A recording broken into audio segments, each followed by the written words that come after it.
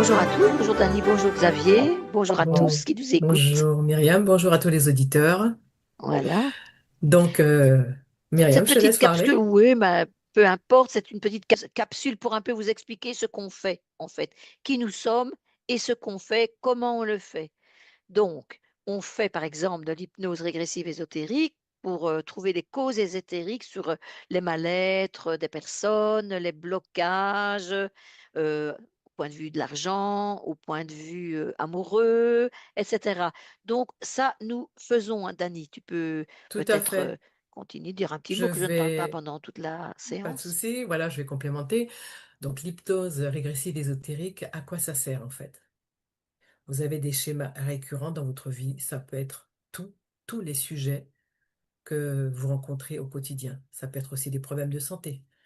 Euh, Tout, en fait. Ça peut être aussi une relation que vous avez, ça peut être une problématique avec un enfant, avec une personne de votre famille.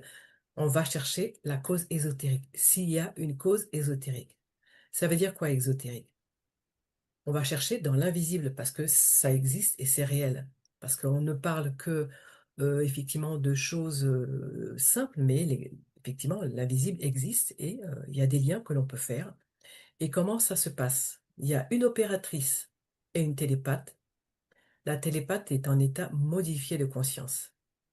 Ça veut dire qu'elle est en capacité d'aller voir dans votre espace s'il y a une gêne, s'il y a une interférence ou l'origine du blocage. Et à ce moment-là, si c'est ésotérique, c'est votre conscience, on va dire, qui fait le travail et qui en fait enlève ce blocage. Voilà ce que je peux vous dire. Et donc les effets, c'est, vous les verrez sur votre corps, on va dire, votre corps et aussi sur votre quotidien. Voilà. Je Je vais, laisse, vas-y, moi, je vais Myriam. peut-être ajouter donc, pour les personnes qui ont des problématiques de santé. Attention, on va aussi voir s'il y a une cause ésotérique, mais je précise que nous ne sommes ni médecins, ni vétérinaires, parce que nous faisons les animaux aussi, donc de la même façon. On n'est ni vétérinaire, ni psychologue, ni médecin, ni psychiatre. Donc ça, il faut bien le noter. Vous continuez toujours à vous soigner si vous avez une pathologie au point de vue santé. Donc surtout, voilà, c'est très important de le dire parce qu'il y en a qui, du coup, ont tendance à arrêter. Mais arrêter, non, on n'est pas médecin. Ça, j'insiste parce que sinon c'est problématique, quoi. On n'est pas médecin, on n'est pas médecin. Tout à fait. Voilà. C'était juste une petite parenthèse importante. Voilà. Donc nous faisons aussi les animaux, Dani, nous faisons les Oui, animaux. tout à fait. De la même Voilà. manière, en fait, comme Dani a expliqué, bon, ben, maintenant les animaux ne savent pas expliquer, ne peuvent pas expliquer ce qu'ils ont, ce qu'ils ressentent effectivement, mais on n'a pas besoin non plus de savoir, d'avoir un protocole, hein, même pour les humains. Vous nous dites, allez voir si dans mon espace, je suis libre, il n'y a rien d'ésotérique, rien d'invisible, rien de subtil. Nous, on y va, il n'y a pas besoin de protocole. Et pour les animaux, c'est pareil. Maintenant, les personnes qui nous proposent des animaux, c'est parce qu'ils voient leur animal qui n'est pas bien, qui dort toute la journée, qui se met dans des coins, enfin, qui ont Les des comportements un peu comportements un peu qui changent, différents. Donc, ils différents viennent qui pour changent. ça. Mais en rien, n'évitez en rien le vétérinaire, hein, je le redis, hein, c'est important d'avoir C'est un important, suivi chez le vétérinaire. bien sûr. Hein, parce qu'on n'est pas des guérisseuses C'est magiques, ça. etc. On va voir, je répète, dans les terres s'il y a un problème, une problématique. Donc ça, c'est pour les animaux. Alors, il y a aussi les maisons. Les maisons, on va visiter les maisons. Xavier, tu peux en dire un petit mot, je pourrais ajouter, puisqu'on est tous les deux géobiologues, et Dani a l'habitude, effectivement, aussi de faire les maisons, puisque elle est télépathe, en plus d'opératrice, comme moi, et Xavier se met principalement en état de conscience modifié. Donc, pour les maisons, Xavier. Alors, pour les maisons, on se rend compte au final, même tout un chacun, si on commence à être attentif à cela, que la manière dont on vit dans notre quotidien dépend grandement de la manière dont on vit chez soi et du confort tout relatif à l'intérieur de la maison où l'on habite. Donc, il est important, voire même crucial, de disposer d'un point de repos, d'un point de vie, heu, équilibré, harmonisé, aligné. beaucoup de personnes vivent dans leur lieu de vie, dans leur maison, sans se rendre compte à quel point finalement ils sont interférés par une infinité de choses. En l'occurrence, les choses classiques, hein, ondes électromagnétiques, perturbations par le voisinage, perturbations par éventuellement les matériaux qui sont constitutifs de la maison, la forme des meubles, la forme de tous les objets, la signification subtile, familiale de certains objets qui transmettent malgré eux des charges émotionnelles et autres qui se répandent et qui imprègnent les lieux. Donc, on se rend compte qu'une fois que l'on tient compte de plein de paramètres physiques, quasi physiques ou ésotériques, comme Myriam et Daniel l'ont expliqué, tout un chacun n'est pas à même de pouvoir vivre en harmonie chez soi.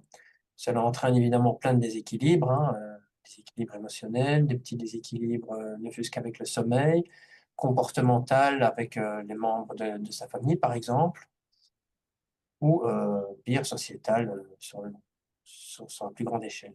Donc, ce qui est important de dire, c'est que une maison doit absolument être harmonisée. Et je vais même aller plus loin, je vais même dire que c'est le rapport entre vous et votre lieu de vie qui doit être harmonisé. Considérez votre lieu de vie comme une personne d'un certain point de vue. Vous devez agir avec votre lieu de vie comme si vous agissiez avec une personne dans votre relationnel, quel qu'il soit.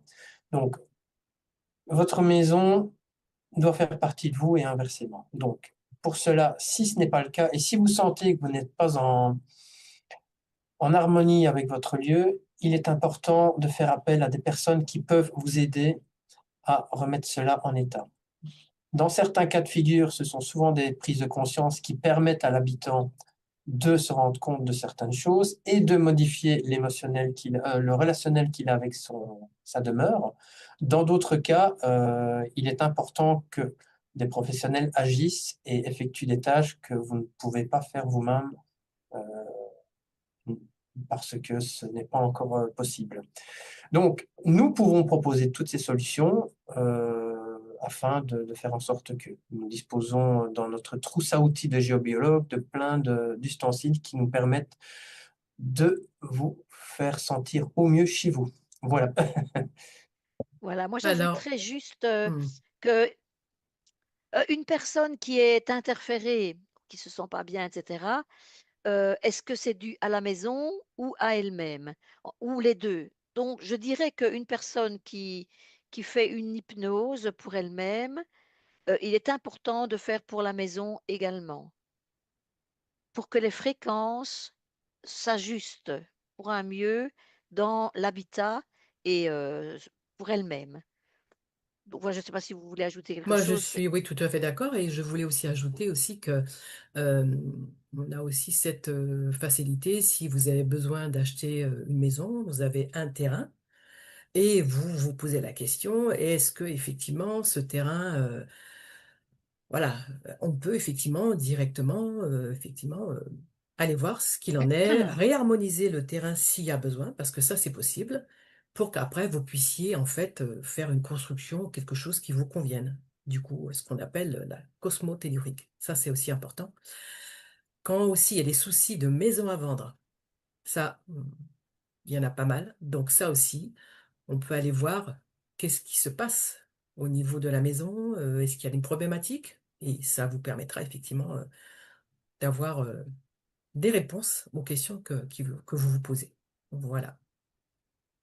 Encore une fois, si on considère le point de vue relationnel entre vous et votre lieu de vie, c'est tout à fait cohérent voilà, super logique ce que Dany vient de dire, c'est que vous achetez une maison que vous n'avez pas construite, donc qui a une histoire avec des anciens locataires. Vous devez tenir compte de l'histoire de cette maison et tout comme dans n'importe quelle relation intime, il faut que la personne avec laquelle vous mettez en couple, par exemple, maintenant, il faut que cette personne-là euh, soit en paix complètement avec son passé, qu'elle ait fait le deuil avec, entre guillemets, hein, bien sûr, avec son ancien compagnon. Donc, que tout ça soit remis à zéro.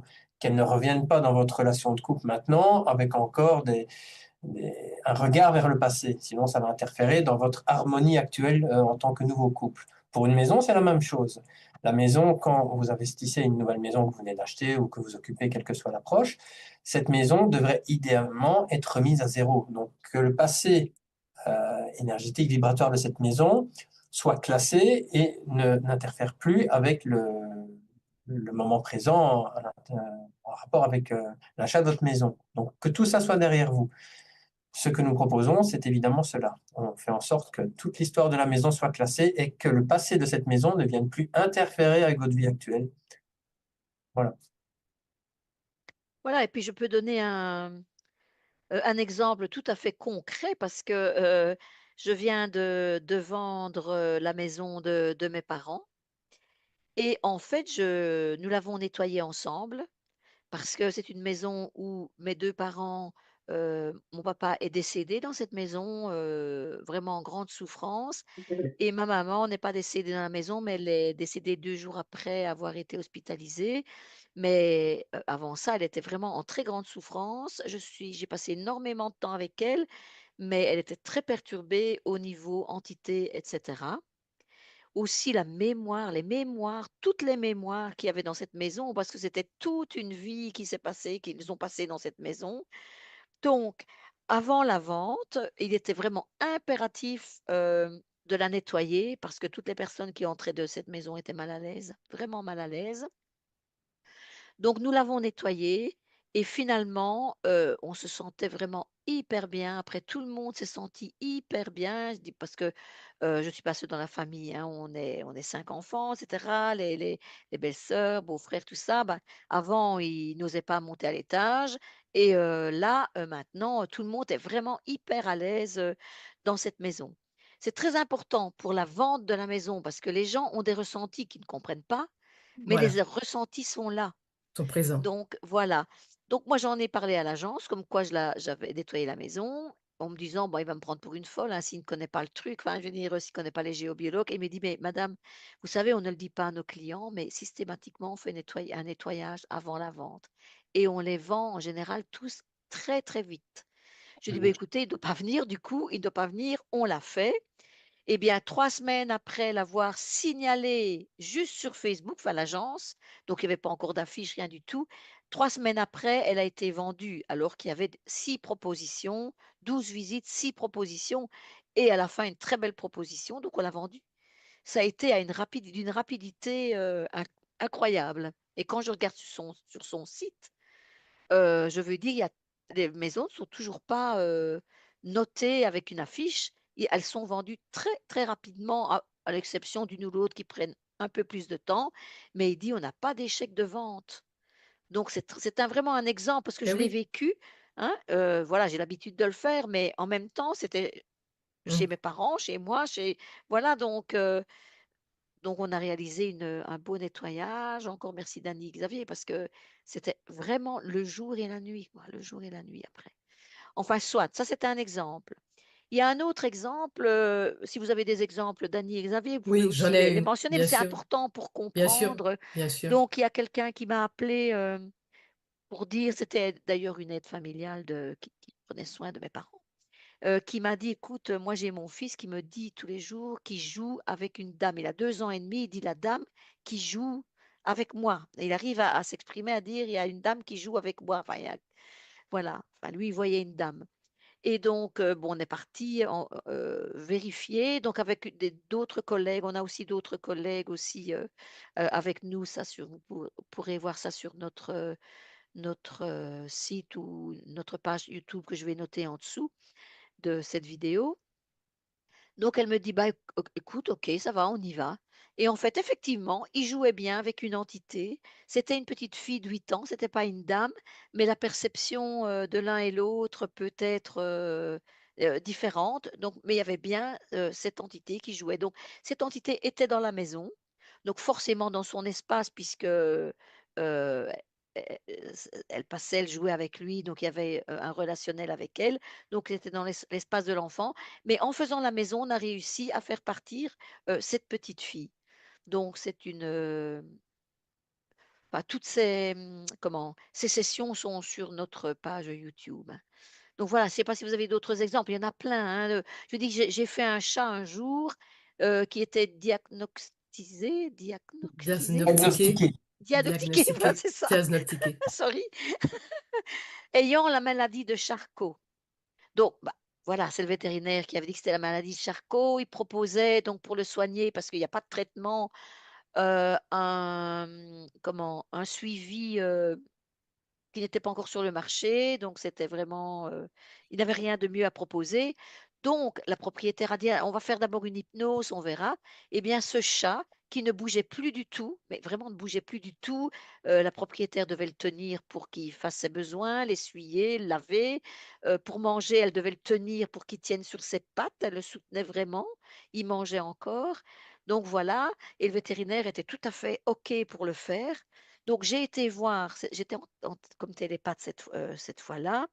Eh bien, il était vraiment interféré, mais des interférences vraiment qui voulaient le tuer vraiment, quoi, hein, vraiment, pour se nourrir. Donc dans le but de se nourrir, si vous voyez les sessions, c'est souvent de la vampirisation. Et le soir même, elle me téléphone en disant: «Il vient de se lever et faire 1,50 m, puis il est retombé». Mais elle dit, il ne faisait plus du tout. Il ne se levait plus du tout, et au bout d'un mois, c'était un chat normal.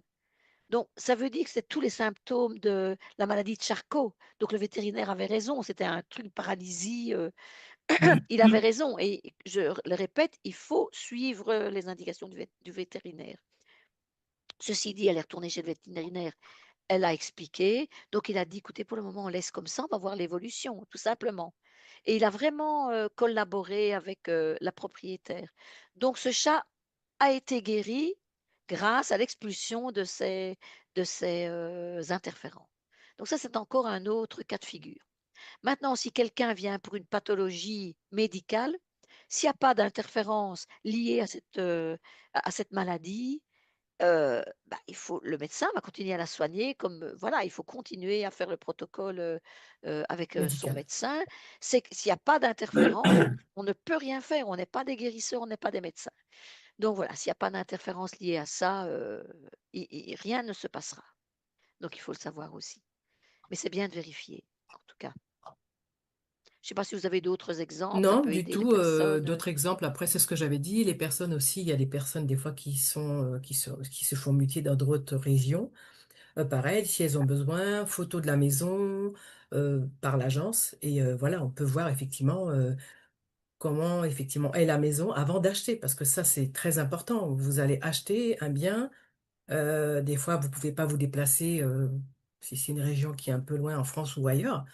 Et c'est très complexe. Une fois que vous avez acheté, c'est compliqué après. Si effectivement il y a des mémoires ou des problèmes, ben, c'est des problématiques, on arrive problématique. C'est sur voilà, place, oui, il oui. peut y avoir même des causes, enfin voilà, des causes telluriques, comme je disais, sur le terrain ou même dans la maison Oui, et autres, les mémoires et des autres. murs, Voilà, mémoire des murs, les voilà, ou égrégores là des qui se égrégores, forment, des fois des gens qui sont décédés, donc on peut trouver effectivement ben, ce qu'on appelle des fantômes. Et voilà, après, c'est pas pour faire peur, mais ça existe. Mais après, quand vous l'avez dans une maison et que vous le subissez, c'est très compliqué. Donc voilà, au moins comme ça, et comme disait Xavier, remettre à zéro, quoi. c'est Remettre ça, les c'est compteurs à remettre zéro, tout ça ouais, au hein, point zéro. Xavier? Ça, c'est important. J'ai un bon petit exemple qui permettra de développer ce que j'expliquais tout à l'heure, à savoir de développer au mieux le relationnel que vous avez avec votre lieu de vie, maison ou terrain. L'exemple est le suivant. Euh, j'ai une personne qui m'a contacté une fois pour m'expliquer que, bon, elle et son compagnon avaient acheté un terrain à bâtir. Ils avaient des projets, ils avaient déjà les plans pour la maison et tutti quanti. Donc, ils achètent le terrain, ils commencent à préparer, il n'y a encore rien de construit, mais ils commencent à préparer ce qu'il faut pour faire la construction. Faisant suite aux aléas de leur vie, bah, ils ont été amenés à plus pouvoir s'occuper pendant un certain temps de leur terrain. Ils ont constaté à cette période même que bah, ils commençaient à avoir des problèmes sur ce fameux terrain. Qui provenaient de circonstances multiples, mais les problèmes étaient bien là.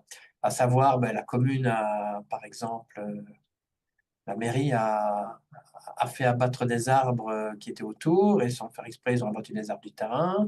Il y a eu des problèmes d'infiltration sur le terrain, infiltration d'eau, rien à voir avec cela, mais il y a eu plein de choses particulières. Euh, Toutes ces petites choses ont fait en sorte que les propriétaires commencent à douter de l'achat, du fait de bâtir cette maison sur ce fameux terrain, constatant d'un certain point de vue que bon, finalement le terrain il est plus si sympa que ça, on a l'impression qu'il se dégrade. Voilà. Donc elle me téléphone pour m'expliquer ça, égal, écoutez, je ne sais pas trop quoi faire, je doute parce que maintenant on a acheté le terrain, mais je ne suis plus sûr d'avoir fait le bon choix. Donc elle m'explique tout ce qu'il y a eu là en rapport avec les circonstances extérieures qui ont perturbé les lieux. À un moment, je m'arrête et je lui dis, mais écoutez, madame, euh, c'est simple, au vu de ce que vous m'expliquez, le problème n'est pas lié réellement au terrain, le problème est lié au relationnel que vous avez avec le terrain. Vous ne lui accordez plus d'attention. Un petit peu comme un petit enfant à qui on n'accorde plus d'attention, bah, il se met dans un coin, il commence à pleurer, il commence à taper dans les murs, j'exagère un peu, mais vous avez compris. Il se sent délaissé, abandonné. Et comme dans le cas de l'enfant, ben, le terrain commençait à manifester tous des signes comme ça, comme quoi, écoutez, monsieur et madame les propriétaires, je me sens délaissé, vous n'avez plus trop envie de construire votre maison et de développer votre vie en ma demeure sur moi-même, on se comprend. Donc, ben, je suis en train de générer des symptômes d'une maladie d'abandon. J'explique ça à la dame, toujours par téléphone. La dame, en 2 minutes, me dit, ah ouais, vous avez raison.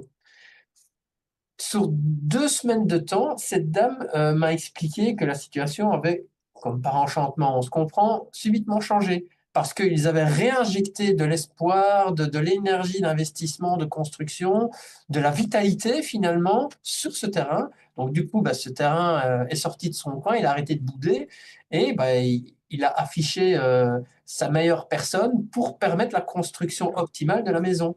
De fait, 2 ans après, cette dame me sonne, la maison étant construite, une maison bioécologique en plus, aux normes qui satisfait aux normes écologiques. Ils vivent complètement en adéquation et en harmonie avec leur terrain, tout se passe bien. Au final, qu'est-ce qu'il faut tirer comme expérience de cela, comme leçon de cela? Ben, c'est que le terrain en lui-même n'était pas réellement le problème. C'était le rapport le regard que les gens avaient sur le terrain qui noircissait la situation. Donc, un relationnel avec quelque chose, franchement, c'est très important. Et dans beaucoup de cas de figure, vous êtes, vous êtes tous à même de gérer cela. Considérez vraiment un objet, une voiture, ce que vous voulez, sans exagérer bien sûr, hein, mais considérez tout ce dont vous avez besoin, tout ce dont avec lequel vous avez besoin d'être en harmonie, comme une personne. Et vous verrez, comme par magie, ça va fonctionner. Vous êtes capable de vous guérir vous-même, dans beaucoup de cas de figure. Et quand ce n'est pas le cas et que vous avez besoin d'une aide extérieure, là, on peut vous aider. Vous voyez? Eh bien, ce sera le mot de la fin. Tout à Voilà. fait. Merci beaucoup pour votre écoute. Et Merci voilà, au beaucoup. plaisir en tout cas. Et si tout va bien chez vous, ben, on est très content. C'est ça, exactement. Prenez bien soin de vous et puis on vous Soyons dit paix. à bientôt pour À de nouvelles bientôt. Au aventures. revoir. Merci, au revoir. Au revoir, au revoir, au Merci. Au revoir. revoir.